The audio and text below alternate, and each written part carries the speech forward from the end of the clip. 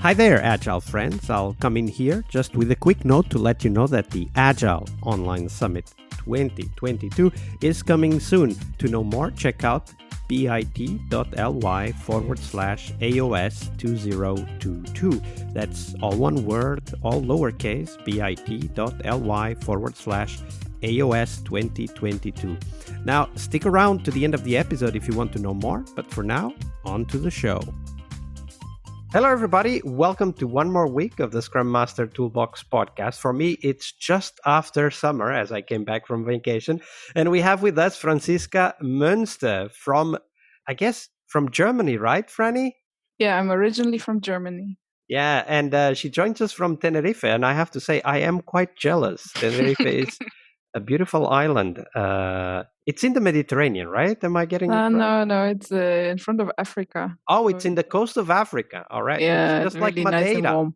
Yeah, it's even further south, yes. Absolutely. So Yeah. Franny, which is short for Franziska, her original name, loves seeing the power of building strong, performing teams that build products in a customer-centric way. She's been working as a Scrum Master and Agile Coach for over 5 years, profiting from her hands-on experience on scaling Agile across teams and her joy of trying out new things as she's always inspecting and adapting on an organizational level as well. On a personal note, she has recently moved to Tenerife, we just talked about that, to follow her passion of freediving. Oh, wow.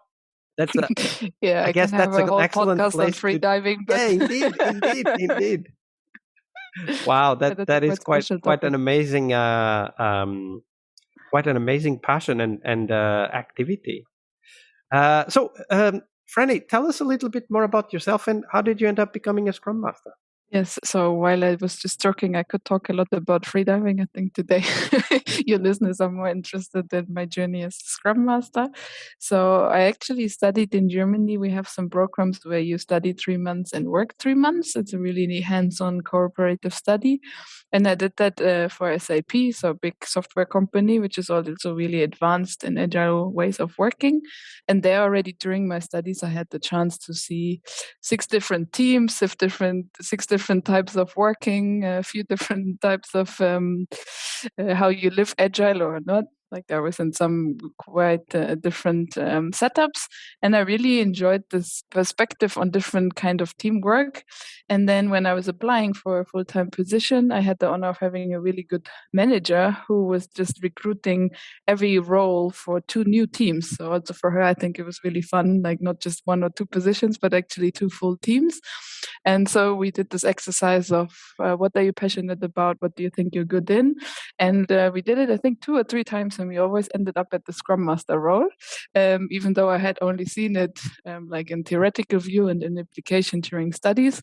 I really enjoyed it. So she put a lot of trust in me, and from day 1 on, after my studies, I was directly Scrum Master for one of the new teams, and I really enjoyed it. So I grew a lot personally on that, and I learned a lot about myself, about a lot of soft skills that you don't learn in university, and as I think it's often the case in the real world, I was not 100% Scrum Master, but also developing on the side. And at one point, I noticed I'm just a lot better with people than with code and computers.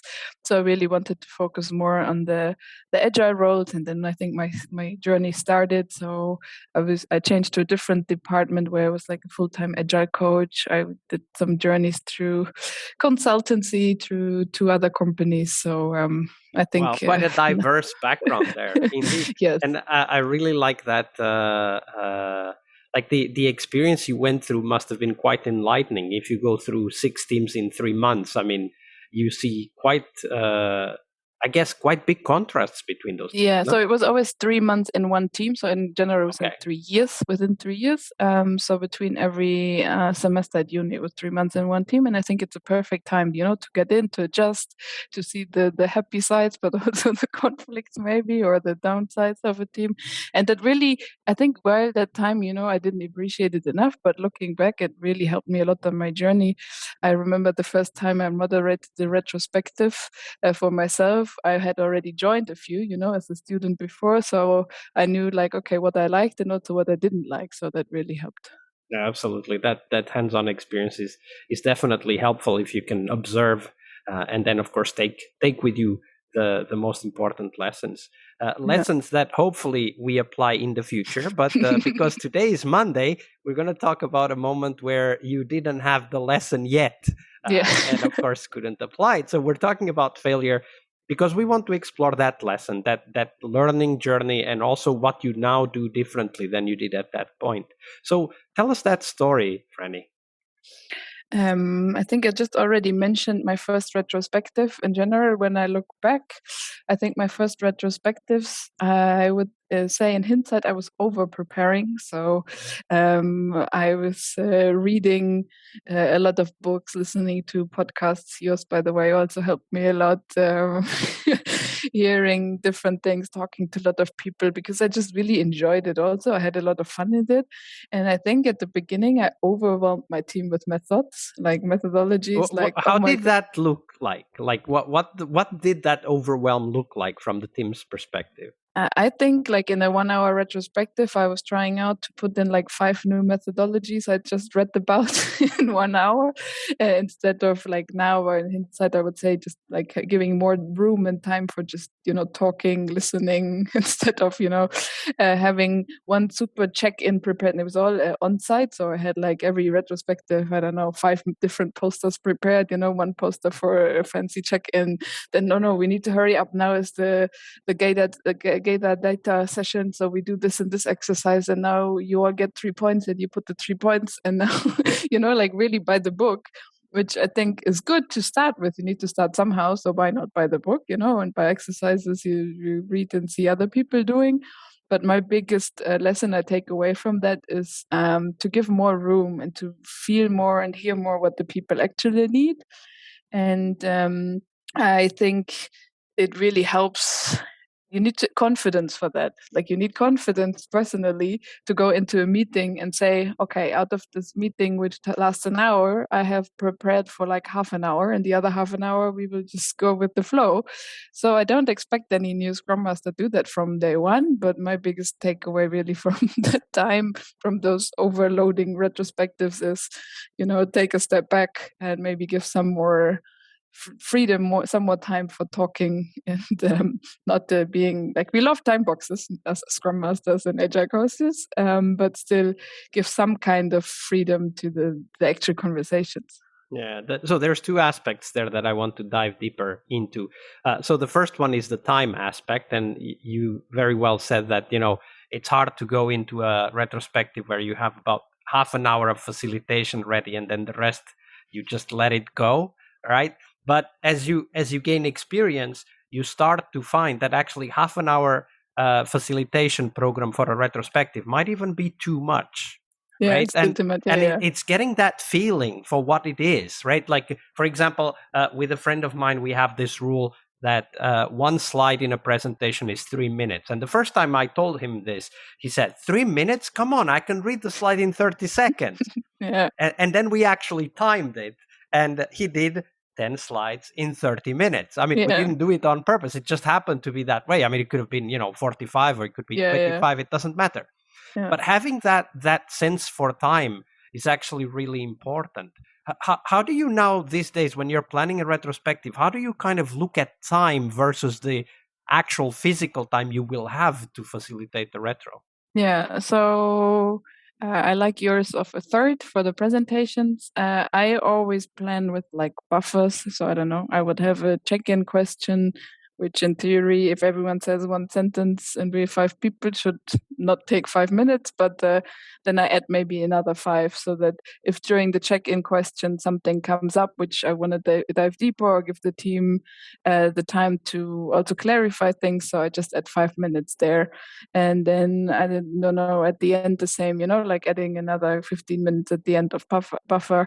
And if we finished early, everyone is happy, in this world of meeting non-stops, everyone is happy. Or we just go for a joint coffee if we're on site, or have a little bit of small talk, which is really important, in my opinion, in this remote work. So we don't need to, make this 60 minutes, planned 60 minutes. Like, I'm really like to take some buffer for every exercise I plan. Maybe I would say roughly it would probably be half an hour blend, half an hour time for like buffer talking, clarifying things. And then, as I said, if at the end we don't need it, everyone's happy and we could use it for small talk or going on with our day. So Yeah, really absolutely. happy And about that. that's a very good rule of thumb, right? Like plan 30 minutes of exercises and then use 30 minutes of buffer. And if Yeah. you're done early, then that's great. Everybody Yeah. thanks you for that.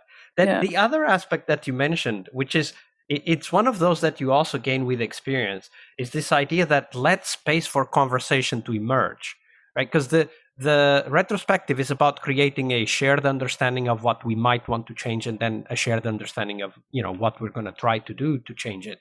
And if we don't let conversation to take hold of that, right, like if we just like now the post-its, now the votes, and now we pick one, and like then ideas will be cut short, and typically people will only share like the first idea that comes to mind, and they will not be creative, right?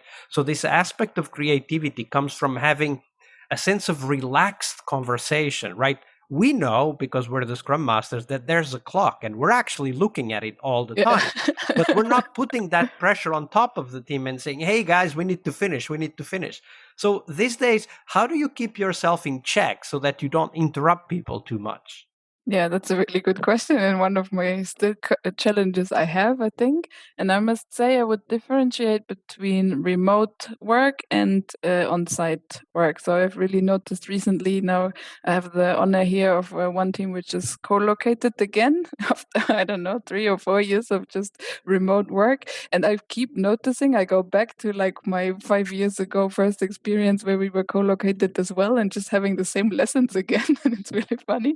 So I would differentiate a bit between that. So I'm sure most of the Scrum Masters who've done on-site workshops know the Scrum Master clock with the big red sign. And also at the beginning, as you pointed out, I would, put it on with the beeper so everyone is interrupted.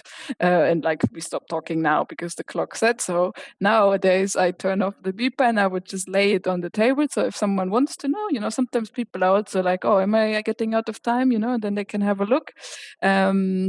But if not, I have an eye on it, and if like I see, okay, it's stopped, the time is over, I might like also ask the team, and I think that goes for on-site and remote as well, to give responsibility to everyone in the meeting. So I've made really good experience with that. It's not only my responsibility that we have efficient and effective meetings, it's everyone's responsibility. So I might ask the question, is that a topic you would like to dive deeper in? And then we can do that. Or how much of our time is it worth to talk more about this topic? That's something I often experience in refinements more than in retrospectives, actually, when the developers start getting really excited about something and like nearly already writing the code into the Jira item or something, then I sometimes stop and ask, okay, I understand it's really exciting and we're really into it now, and I don't want to break your flow, but just looking at the goal of this meeting and other things we have planned for today that we wanted to refine, do you feel like it's worth investing more time? And if they say yes, then I don't know, I ask them how much, or I suggest a time. So giving responsibility away to everyone is really helpful. I don't know if you know of these super cards, the little Elmo. Enough is, let's move on. Also something I could recommend to everyone. It's a really tiny tool. You can look for the super collaboration cards. You have one there, yeah. The super collaboration cards, and there's an Elmo card. And in one team in the remote setting, we really had a lot of fun with it. So I had one colleague who suddenly had an Elmo, a screaming Elmo, in his virtual background, or we would put some Elmo gifs into the chat. So it's not like rude to interrupt someone and say, okay, stop, we stop talking now, but it's rather like we can make it a fun way of saying, valuing all our time and saying, okay, maybe everyone, let's focus again. What was the goal of this event, this meeting? Should we invest more, yes or no? And that takes away the pressure from me also, that in the end the stupid Scrum Master is always interrupting me, or the Scrum Master is not doing anything and letting this one guy elaborate 20 minutes about, I don't know, 3 lines of code. So that really helped me as well to give away responsibility. Yeah, absolutely. And that's a great point. everybody's responsibility to make the teams effective. And even though we might be the ones that need to ask the question, it's still ultimately the team's decision whether they want to continue a conversation or not. That was a great addition to the collection of tips you've shared with us. Thank you very much, Franny.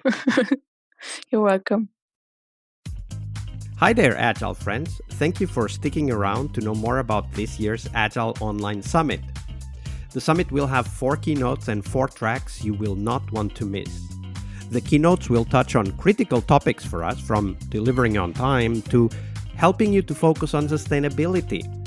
The 4 tracks are tools, so we'll focus on tools you need to excel at your job, but also your mission. We'll also have a track on sustainability, which is, of course, about people and their sustainable pace, but it's also about how do we bring sustainability to the products and the planet we inhabit. We'll have a 3rd track about happiness, talking about doing what we love and, most crucially, loving what we do.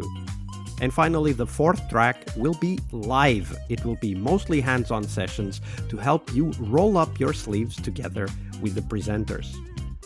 Oh, and we will also have a coaching clinic, as we usually do, organized to help you discuss and get inspired to solve the hardest challenges you face at work.